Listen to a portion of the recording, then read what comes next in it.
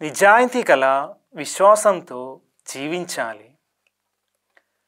ప్రియమైన సహోదరీ సహోదరులారా, నేటి సువార్తలో మన విశ్వాసంలో నిజాయితీ గురించి బోధిస్తుంది. యేసు మనల్ని హెచ్చరిచేస్తూ, మీరు మీ దాన ధర్మాలు ఇతరులు చూడడానికి వారి ముందు చెయ్యకండి అని చెప్పారు.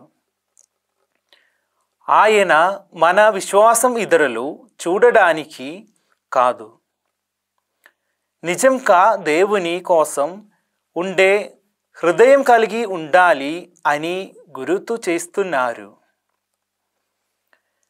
యేసు 3 ముఖ్యమైన ఆధ్యాత్మిక విషయాల గురించి మాట్లాడుతున్నారు. దాన ధర్మాలు, ప్రార్థన చేయడం మరియు ఉపవాసం. మొదట ఆయన చెప్పారు,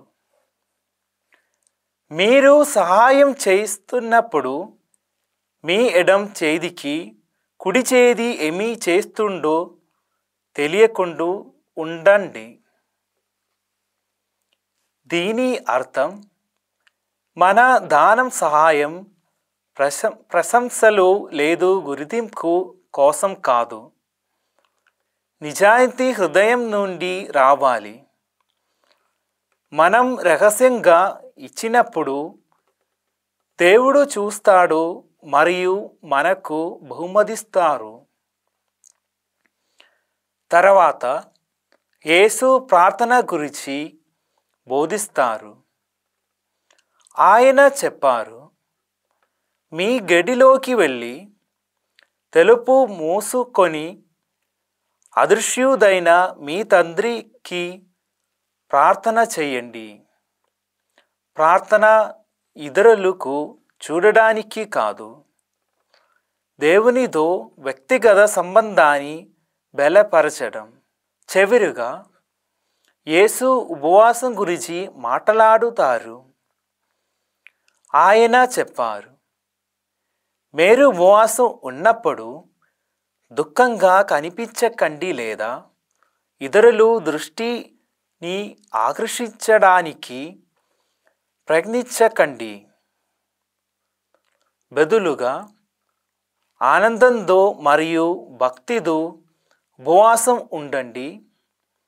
ఇతరులు ఏమనుకుంటారనే దానిపై కాకుండా దేవునిపై దృష్టి పెట్టండి. కాబట్టి ఈరోజు మనల్ని మనం ఆత్మ పరిశీలన చేసుకుందాం. మనం దేవుని గౌరవం కోసం ప్రయత్నిస్తున్నామా, లేక ఇతరులు ఆకర్షించడానికి ప్రయత్నిస్తున్నామా? ఆయన కోసం జీవించడాన్ని ఎంచుకుందాం. ఎందుకంటే ఆయన బహుమతి మానవ ప్రశంస కంటే గొప్పది. ఆమేన్.